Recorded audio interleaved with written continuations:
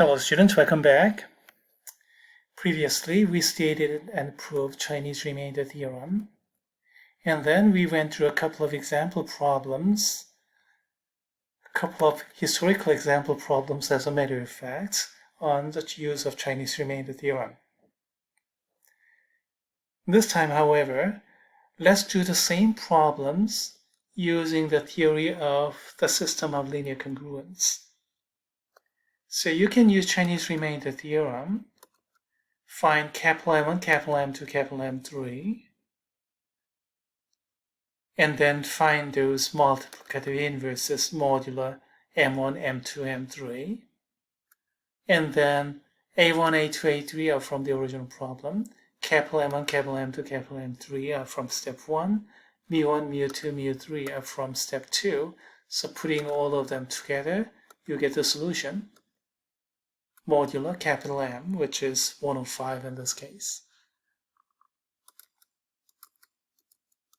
And we can do those for, well, other kind of problems too. And also, even if there are more congruences, you can do pretty much the same thing too.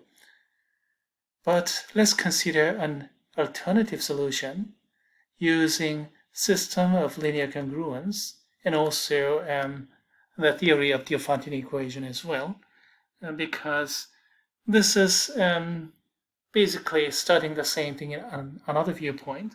And this may become useful in some other things too. In this case, in case of Chinese remainder theorem, there's a big restriction here. All those moduli must be pairwise relatively prime. What if we move away from that and consider a little bit more general system of linear congruences? That could be a bit of a problem. So let's consider this in a little bit more general theory of linear congruence. So how are you going to handle this? Let's use the substitution method. You see, previously in section 3, we used the elimination method, and that worked out very well because we had the same modulus all over. But if you have different moduli, you have to do something different. So let's use the substitution method. So from equation 1, let's substitute it into equation 2. So how do you substitute it? 3 is congruent to 2 modulo 3. You can rewrite it as this x is equal to 2 plus 3 times an integer. The difference is divisible by 3. That's what this congruence mod 3 is talking about.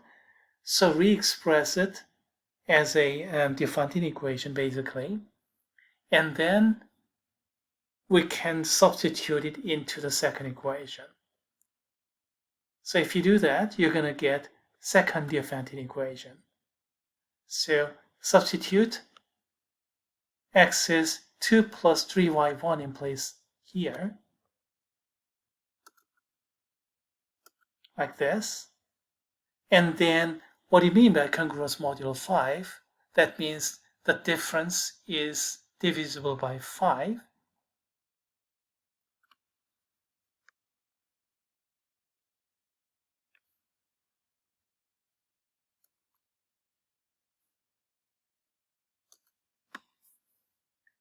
So we end up with the second Diophantine equation. So solve for y1, and then the difference is divisible by 5. So y1 is 2 plus 5 times an integer. Let's call it y2. I neglected a step as a matter of fact. We got this substitution. We have to solve it. 3y1 is congruent to 1 modulo 5. We have to solve it. So flip 3 to the other side. 3 inverse, which is 2, isn't it? 3 times 2 is 1 modulo 5. 3 times 2 is 6, so that's congruent to 1 mod 5. So this is actually congruent to 2. Yeah, congruent to 2. Okay, we solved it. And then let's re-express it as a Diophantine equation, because you have to go further into the next problem, next equation. So the difference is divisible by 5, so y1 is 2 plus 5y2. Okay, what does it have anything to do with finding x value? Well, here's a punchline. X is 2y plus 3y1, right? But y1 is this. So substituting this in place of y1 here, you get the x expressed in terms of y2, and that's what you obtained so far. So substituting the first equation into the second equation and solving, we got up to here. So x is expressed in terms of y1 by the first equation, but the substitution yielded that x can be expressed in terms of y2. Now what I'm going to do next is to substitute this into the third equation and then work something out, solve it, and then change it into Diophantine equation again. Then you're going to get x represented in terms of y3. And then substitute it again to the fourth equation and then do the same thing, solve it, and then change it into Diophantine equation. I'm going to have x represented in terms of y4, and then by y5, and so on and so forth. But what's the point? If you can do it once or twice, then you'll be able to repeat it many, many times, right? So let's just repeat it only once. Substituted this 8 plus 15y2 into the third equation. X is congruent to 2 modulo 7. So 8 plus 15y2 goes in place of x here, and we get this equation, modulo 7. Oops. And then let's solve it. Flip it over. Oh, 8 is congruent to 1 mod 7, so that simplification comes first. And then flip it over, we get y2 is congruent to 1 mod 7. This time I didn't have to deal with the coefficient here, so that dividing away, I didn't have to do that. Previously I had to. 3y1 is 1, so divide 3 away. So we have to do that, but this time I didn't have to. y2 is congruent to 1. So what I can do is re-express this into a Diophantine equation, 1 plus 7y3, and that's going to go in place of this y2.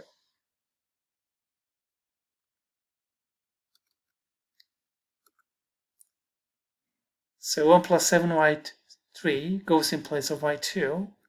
So after simplification, we get 23 plus 105y3. And we got to the end of the problem, and that's it, isn't it? X is 23 modulo 105. That's the same answer as the one we got from the Chinese remainder theorem.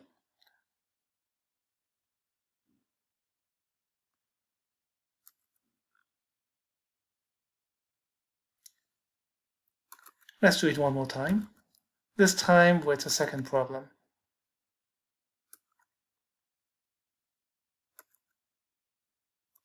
We can do it with Chinese remainder theorem, capital M1, capital M2, capital M3, and then find out their multiplicative inverses, mu1, mu2, mu3. Now A1, A2, A3 are here, capital M1, capital M2, capital M3 are here, Greek mu1, mu2, mu3 are here. So we can put everything into this form and then simplify. You have 206 mod 210. Okay, all right. Let's remember that result. And let's go ahead and work out the second problem. So from the first equation, substitute it into the second equation. First equation is this, x is congruent to 1 mod 5. But change it into the Diophantine equation. X is 1 plus 5y1 because what do you mean by congruent to 1? The difference x minus 1 is divisible by 5. So substitute this one into the second equation. So 1 plus 5y goes right here. So that's what we have here. And let's solve for y1. Flip this over to the other side. 5y1 is congruent to 1. And then I have to take the inverse and multiply over. 5 inverse is just 5 modulo 6. Yeah, 5 times 5 is 25, and that's congruent to 1. Yes, that's right. So we solved it. y1 is equal to 5. All right, let's change that into a Diophantine equation. y1 is congruent to 5. So y1 is equal to 5 plus 6y2. And that goes in place of y1 here. So 5 plus 6y2, and simplify, you get x is 26 plus 30y2. All right, so first to second equation yielded this. And then put this one into third equation, and then do something similar. And then, if necessary, express it as y3, and then put it into the fourth equation and get x represented in terms of y4, and so on and so forth. This problem has only 3 equations, so we have to go only one more. So put this 26 plus 30y2 into the third equation. So 26 plus 30y2 is congruent to 3 mod 7, putting over here. And then we can solve for y2. So simplify, 26 is congruent to 5, 30 is congruent to 2 mod 7, all right, and flip it over. 2y2 is negative 2, which is 5 congruent to mod 7, and then divide by 2, which is equivalent to multiplying by 4 mod 7. So y2 is 6. That yields y2 is 6 plus 7y3, and that goes right here. So x is 26 plus y2, and that y2 is 6 plus 7y3. Simplify, we get the final solution because we got to the end of the equation. We got to the end of the system. 206 plus 210 times the integer. So the final answer, x is congruent to 206 modulo 210.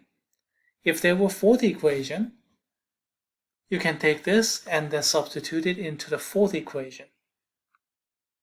And then work out similarly, and you're going to get x is some expression of y4, and that would have been the final answer.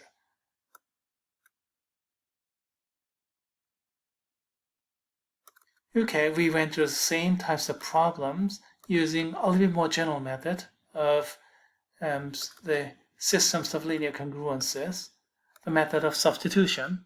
And also, this method of substitution, the substitution method complemented the elimination method we studied in section 3 as well. Okay, that completes section 4. Let's meet again with section 5 in a separate video.